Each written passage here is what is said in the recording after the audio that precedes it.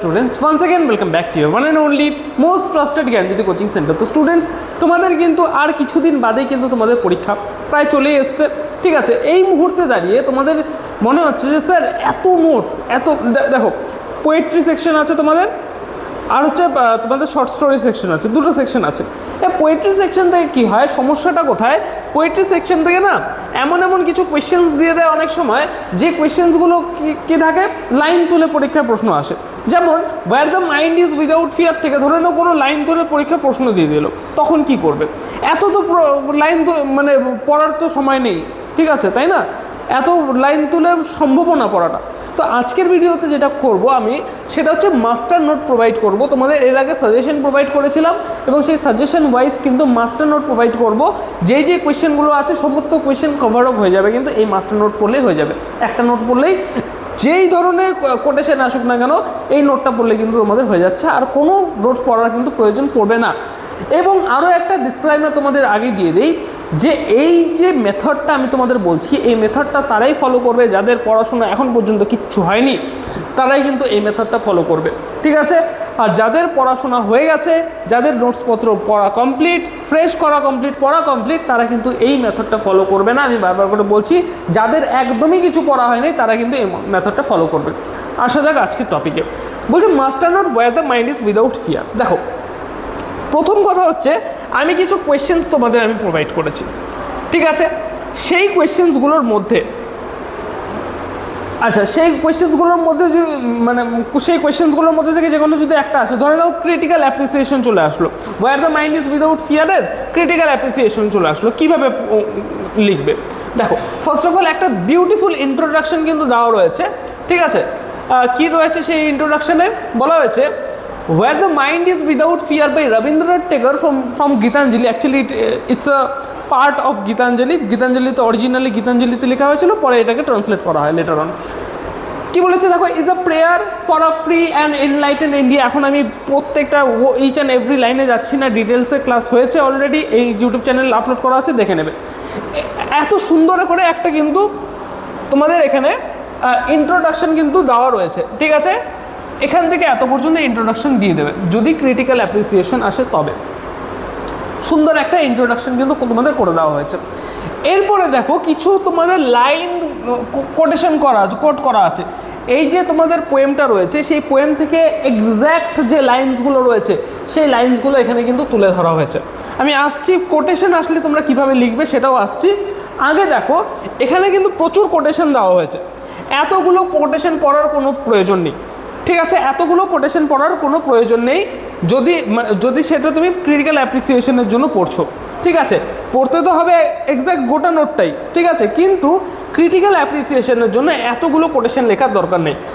এখান থেকে 2-3টা কোটেশন তোমরা ক্রিটিক্যাল অ্যাপ্রিসিয়েশনের জন্য লিখতে পারো, ঠিক আছে। কিভাবে লিখবে বলে দিচ্ছি। প্রথমত ইন্ট্রোডাকশনটা তোমরা লিখবে। ইন্ট্রোডাকশন লেখার পরে সুন্দর করে একটা হেডিং দেবে, where the mind is without fear and the head is held high. সুন্দর করে বিউটিফুলি একটা কোটেশন তোমরা ব্ল্যাক পেন দিয়ে সুন্দর করে কোটেশন দিয়ে দেবে। এবং কোটেশন দেওয়ার পরে সেই কোটেশনটাকে এক্সপ্লেইন করা হয়েছে। দেখো, the poet envisions a society where people are fearless and live with self respect, full stop, ঠিক আছে। তারপরে তোমরা কিন্তু এখান থেকে কন্টিনিউ করতে পারো। He emphasises the importance of free education for all without any discrimination. Saying থেকে লেখার দরকার নেই, যদি এই কোটেশনটা দাও, ঠিক আছে, সেইং থেকে লেখার কোনো দরকার নেই, ওখানে কিন্তু ফুল স্টপ হয়ে যাবে, ঠিক আছে। তারপরে দেখো, he dreams of a world where unity prevails and people are not divided by caste, religion, regional barriers. এখানে করে, ঠিক আছে, এখানে ফুল স্টপ দিয়ে দেবে। এটা দেখার কোনো দরকার নেই, ঠিক আছে, কোনো দরকার নেই এটা লেখার। তারপরে দেখো, ধরে নাও তুমি এই কোটেশনটা তুমি ইনক্লুড করতে যাচ্ছ। যদি এই কোটেশনটা ইনক্লুড করো, তাহলে এখান থেকে লিখবে, এখান থেকে একদম ডাইরেক্ট এত পর্যন্ত লিখবে। বোঝা গেল কীভাবে লিখবে? আচ্ছা, এইবার আসি, যদি তোমাদের কোটেশন তুলে পরীক্ষায় প্রশ্ন আসে, ধরে নাও এই কোটেশনটা পরীক্ষায় প্রশ্নে চলে আসলো, যে where the clear stream of reason, যুক্তির স্বচ্ছ ধারা, has not lost its way into the dreary desert sand of dead habit, এটা যদি চলে আসে কি করবে, এই পার্টিকুলার যে কোটেশনটা রয়েছে এই পার্টিকুলার কোটেশনটা একদম সবার শুরুতে লিখবে, সুন্দর করে হেডিং দিয়ে দেবে। দেওয়ার পরে কি করবে, দেখো এটার এক্সপ্লেনেশনটা কোথায় কোথায় রয়েছে, এখানে লিখবে রবীন্দ্রনাথ। আচ্ছা এটা দিয়ে দিলে তো এখান থেকে এত পর্যন্ত প্রথমে সুন্দর করে হেডিং লিখে নেবে। হেডিং লেখার পরে এই যে ইন্ট্রোডাকশনটা রয়েছে ইন্ট্রোডাকশনটা সুন্দর করে লিখে দেবে। লেখার পরে ইন্ট্রোডাকশনটা এখানে শেষ হবে না, ইন্ট্রোডাকশনটা কোথায় শেষ হবে, ফুল স্টপের পরে ধরে নাও আমি কোনটা বললাম এটা, আচ্ছা এটার এক্সপ্লেনেশন এখান থেকে। হি ওয়ার্নস এগেনস্ট, হি বলতে এখানে রবীন্দ্রনাথ টেগরের কথা বলছে। Rabindranath Tagore once against blindly following outdated customs, urging people to embrace logical thinking, saying থেকে লিখতে হবে না, এত পর্যন্ত ফুল স্টপ হয়ে যাবে।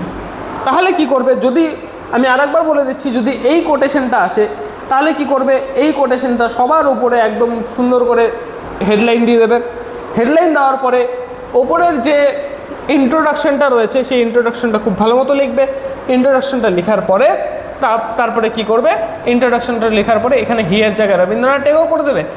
রবীন্দ্রনাথ টেগর ওয়ান্স এগেনস্ট এখান থেকে এতটা লিখে, ঠিক আছে, সেইংয়ের আগে পর্যন্ত ফুল স্টপ দিয়ে দেবে। ফুল স্টপ দেওয়ার পরে কি করবে, ফুল স্টপ দেওয়ার পরে এখান থেকে আবার কন্টিনিউ হবে। বোঝা গেল? আমি আরও একটা এক্সাম্পল নিয়ে বোঝাচ্ছি, না বুঝতে পারলে দেখো আরও একটা এক্সাম্পল নিয়ে বোঝাচ্ছি। ধরে নাও এই কোটেশনটা চলে আসলো, এই কোটেশনটা আসলে কি করবে, সবার প্রথমে যেই কোটেশন আসুক না কেন আমি কি বললাম, সবার প্রথমে কোটেশনটা একদম খাতার উপরে সুন্দর করে লিখতে হবে। কোটেশনটা লিখে দিলে, কোটেশন লেখার পরে ঠিক আছে, তারপরে কি করবে, সুন্দর করে এই ইন্ট্রোডাকশনটা লিখে দেবে। ইন্ট্রোডাকশন লেখার পরে দ্য পোয়েট এনভিশনস এখান থেকে একদম এতটা, এই যে সেলফ রেসপেক্ট পর্যন্ত এতটা লাস্টে লিখে দেবে, কমপ্লিট, ইন্ট্রোডাকশন পোর্শন কমপ্লিট। তারপরে যেহেতু এই কোটেশনটা তুমি অলরেডি লিখে দিয়েছো, এই কোশ্চেনটা মানে এই কোটেশনটা আর লেখার দরকার নেই। তারপরে কোথা থেকে স্টার্ট হবে, এইখান থেকে স্টার্ট হবে, ঠিক আছে। হি বলতে এখানে রবীন্দ্রনাথ টেগরের কথা বলছি, লিখবা Rabindranath Tagore emphasises the importance of free education. এভাবে করে করে গোটা নোটটা এত পর্যন্ত, সেকেন্ড প্যারাগ্রাফ এত পর্যন্ত আসবে। এতগুলো কোটেশন দেওয়ার কোনো প্রয়োজন নেই, এখান থেকে 3-4টা কোটেশন দিবে, বাকি বাদ এতগুলো কোটেশন দেওয়ার কোনো মানেই দাঁড়ায় না, দরকার নেই, লাস্টে এতটুকু লিখে দেবে, দ্যাটস অল। এই হচ্ছে তোমাদের মাস্টার নোট। আমি আবারও সরে যাচ্ছি, সরে তোমরা স্ক্রিনশট নিয়ে নাও, ঠিক আছে, আমি একটু ছোটো করে দিই, তোমরা স্ক্রিনশট নিয়ে নাও, ঠিক আছে। এটা হচ্ছে তোমাদের মাস্টার নোট, আমি তোমাদের প্রোভাইড করলাম। একটা নোট পড়লে যতগুলো কোটেশন রয়েছে প্রত্যেকটা কোটেশন কভার আপ হয়ে যাবে, ঠিক আছে। যতগুলো কোটেশন রয়েছে প্রত্যেকটা কোটেশন কিন্তু তোমাদের কভার আপ হয়ে যাচ্ছে। এই ছিল তোমাদের আজকের ক্লাস, ঠিক আছে। মাস্টার নোট আমি আজকে প্রোভাইড করলাম, পরবর্তী যে মাস্টার নোটসগুলো রয়েছে ওয়ান আফটার অ্যানাদার কিন্তু আসতে থাকবে। দেখা হচ্ছে একটা নতুন ভিডিওতে নতুন কোনো টপিকের সাথে। Till then keep learning, keep exploring. Thank you so much.